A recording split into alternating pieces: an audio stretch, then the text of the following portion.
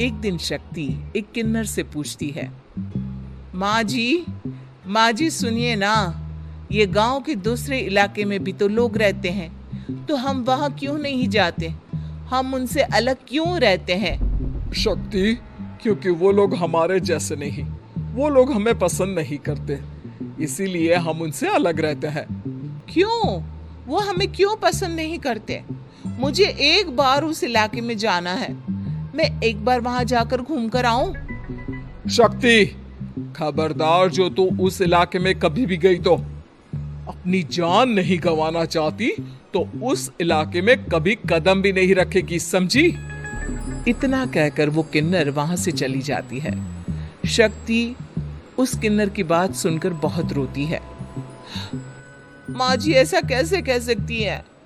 उन्होंने इतनी सी बात के लिए मुझे इतना डांटा। अब तो मैं उस इलाके में जरूर जाऊंगी।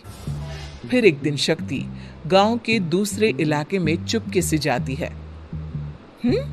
ये लोग तो हमारे जैसे ही इंसान हैं, तो ये हमसे नफरत क्यों करते हैं? जब शक्ति उस इलाके में पहुंचती है तो गांव के सारे आदमी उसके रूप से मोहित हो जाते हैं। वो लोग ये अंदाजा नहीं लगा पाते कि वो किन्नर है। शक्ति की सुंदरता देखकर सारे गांव वाले उसकी तारीफ करने लगते हैं। तभी गांव का चक्कर लगाने गांव के जमींदार का बेटा हर्ष वहां पहुंचता है। हर्ष भी दिखने में बहुत सुंदर होता है।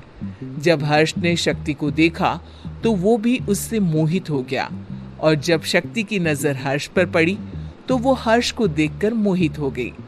आपको पहले कभी इस गांव में देखा नहीं। इस गांव में आप नए हैं क्या? जी नहीं, वो मैं बस तभी शक्ति बोलते बोलते रुक जाती है और मन में सोचने लगती है, अगर मैंने इनको बता दिया कि मैं दूसरे इलाके से आई हूँ तो वो समझ जाएंगे कि मैं किन्नर हूँ, इसलिए मुझे इनसे झूठ ही बोलना पड़ेगा। इस कहानी का आगे का पार्ट देखने के लिए चैनल को सब्सक्राइब करें और चैनल पर जाएं।